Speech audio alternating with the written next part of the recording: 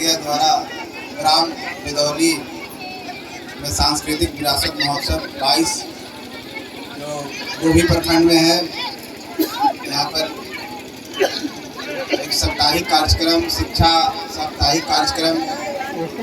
जन जागरण के लिए किया जा रहा है, जो जीवन संगम के द्वारा आयोजन किया गया है। और इस अवसर पर यहाँ पर विशेष अतिथि के रूप में फादर अंतो जोसेफ जो निदेशक हैं जीवन संगम के, और उन्हीं के कारण इस तरह का कार्यक्रम हो रहा है, यहाँ पर उपस्थित हैं। मंच का संचालन बखूबी रूप से संचालित कर रहे हैं भाई विनोद दास जी। यहाँ पे उपस्थित हैं श्री नारायण मांझी जी जो हम पार्टी गया जिला के सम्मानित जिला अध्यक्ष हैं, बहन रूबी देवी जी जो महिला प्रकोष्ठ हम के महिला अध्यक्षा हैं गया जिले की।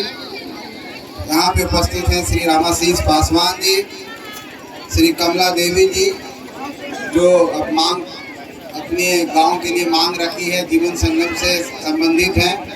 यहाँ पर उपस्थित हैं यहाँ के इस पंचायत के स्थानीय मुखिया श्री मुंद्रिका यादव जी, बाराचट्टी के पूर्व मुखिया पतलुका पंचायत के अभी उनकी माता जी मुखिया हैं, और खुद पूर्व मुखिया श्री बालेश्वर यादव जी।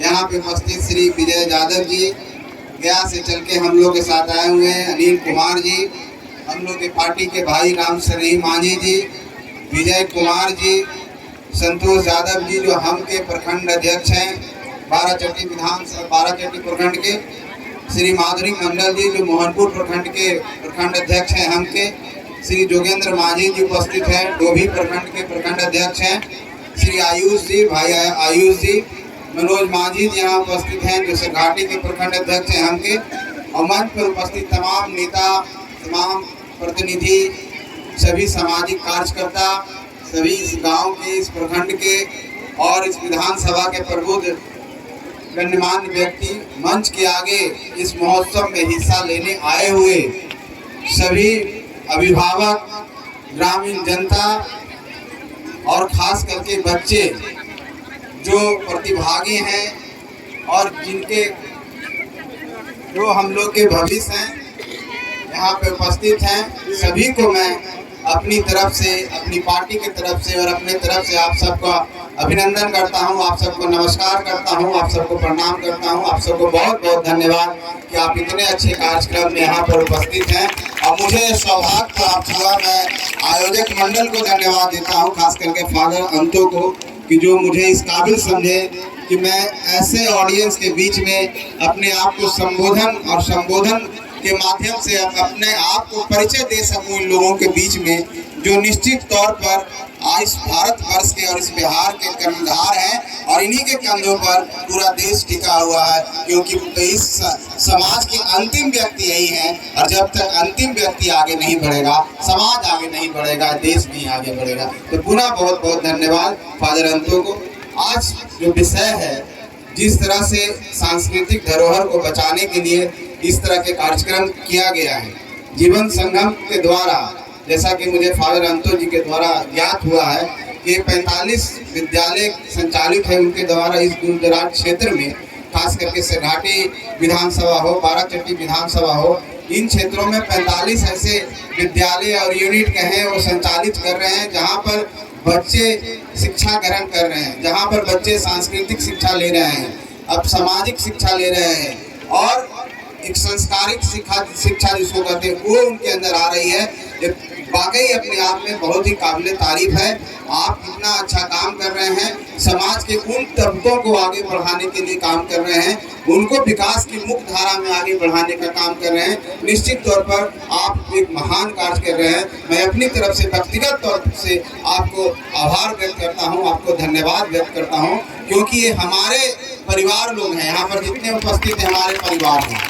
और ये जो इनका पिछड़ापन है, वो पिछड़ापन को आप दूर करके इनके अंदर भी वो एक इंसानियत और एक अपनापन अपने आप में जो आदमी का क्या महत्व होता है, उसके अंदर क्या ऊर्जा छिपी हुई है, उसका क्या इम्पोर्टेंस है इस समाज में और इस समाज के लिए वो क्यों बने हुए हैं, इस महत्व को उनको जानकारी देना, उनको फीलिंग कराना कि आप भी एक इंसान हो और आपका भी उतना ही इम्पोर्टेंस है जितना दूसरे लोगों का है, ये सबसे बड़ी काबिल तारीफ की बात है। और उस पहल जो आपका सकारात्मक पहल है, निश्चित तौर पर आने वाला समय में इन लोगों को प्रेरणा देगा, इन लोगों को प्रेरित करेगा और इन लोग भी आगे बढ़ेंगे और आपका कहीं न कहीं योगदान हमेशा याद रखेगा। इसलिए आपके एक बुलावे पर हम लोग यहाँ पर चले आए हैं।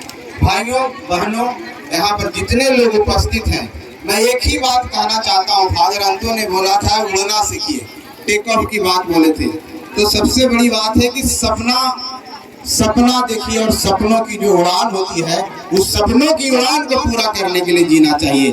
तो आप जो सपना देखते हैं, सपना क्या है? सपना है कि हम अच्छा जिंदगी जिए।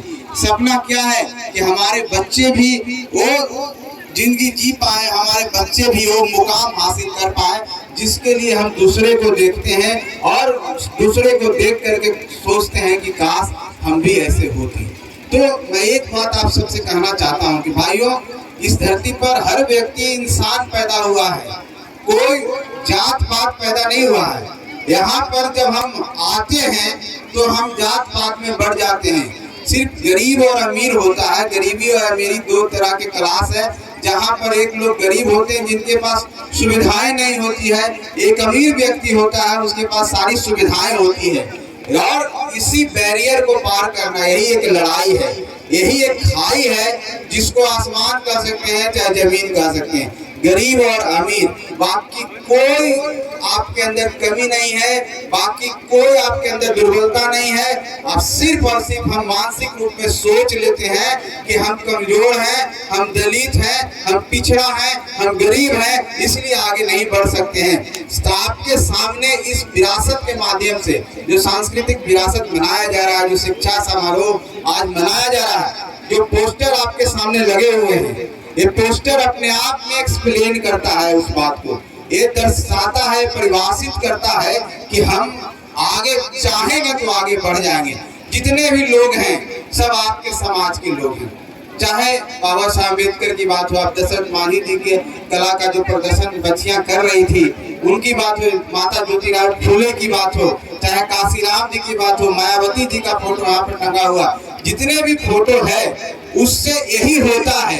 चाहे लौंगी भुइयां जी के बारे में हमारे फादर अंतो बोल रहे थे, आपके समाज से आते हैं, भुइयां जाति से आते हैं, जो समाज के सबसे पिछड़े तबके का व्यक्ति होता है। वो व्यक्ति आप देखिए कि पानी एक नहर बना दिया, जमीन को सिंचित कर दिए, अभाव में रह करके सिर्फ इच्छा शक्ति जागी, सिर्फ वो सोचे और सोच करके जो काम किया उसको पूर्ण कर दिया। दशरथ मांझी ने सोच करके पहाड़ को काट करके रास्ता बना दिया। यही सही बात है। किसी ने कहा है कि मानव जब जोड़ लगाता है पत्थर पानी हो जाता है। कहने का मतलब है कि इंसान अगर चाह लेगा तो कुछ कर लेगा, कोई जात पात नहीं होता है। तो इस तरह के विरासत से और इस तरह के समारोह से हमको सीख लेके जाना होगा कि कोई इंसान बड़ा छोटा नहीं होता है, सिर्फ उसको मौका मिलना चाहिए, कुछ भी कर सकता है भाइयों। और सबसे बड़ी बात है, गांठ बांध लेना चाहिए कि हम अपनी 2 रोटी कम खाएंगे, एक शाम भूखे रह के रहेंगे, लेकिन अपने बच्चों को हम पढ़ाएंगे, क्योंकि इससे बड़ी कोई शिक्षा से बड़ा कोई दान नहीं है, इससे बड़ा कोई खजाना नहीं है, इससे बड़ा कोई बहुमूल्य चीज नहीं है। आप अपने बच्चों को सिर्फ पढ़ा दीजिए, शिक्षित कर दीजिए, अपने आप उसको रास्ता नजर आने लगेगा। जिस तरह के अंधेरे में जब उजाला सूरज निकलता है तो साफ हो जाता है, सब चीज नजर आने लगता है, उसी तरह से शिक्षा एक तरह से रोशनी है मानव जीवन में। जो गरीब होकर के अंधेरे में जी रहा है उसको शिक्षित कर दीजिएगा, उसको अपने आप नजर आने लगेगा, अपना मंजिल खुद तय करेगा, अपनी मंजिल खुद प्राप्त करेगा और अपने आप विकास कर लेगा, विकसित हो जाएगा और आप भी आगे बढ़ेंगे और आप भी समाज के मुख्यधारा में बढ़ेंगे। और इस तरह के जो विरासत है, हमारी सांस्कृतिक धरोहर है। संस्कृति क्या होती है? संस्कृति हमारी पहचान होती है, संस्कृति हमारी आत्मा होती है, हमको एकजुट रखती है, हमको एक दूसरे में भाईचारा सिखाती है। वो संस्कृति, जैसे झूमर प्रतियोगिता यहाँ पर हो रहा है, हम झूमर जो हमारी माता बहनें करती हैं, हमारे बच्चे करते हैं, तो हम लोग कितने ललक से देखते हैं। लगता है, एक सीने में एक आग सी आती है और एक तरंग निकलता है कि मेरा कार्यक्रम हो रहा है। तो इसी तरह से सांस्कृतिक जो धरोहर होता है कभी हमको नहीं भूलना चाहिए। वो संस्कृति ही है जो हमको एक दूसरे से मिला के रखती है।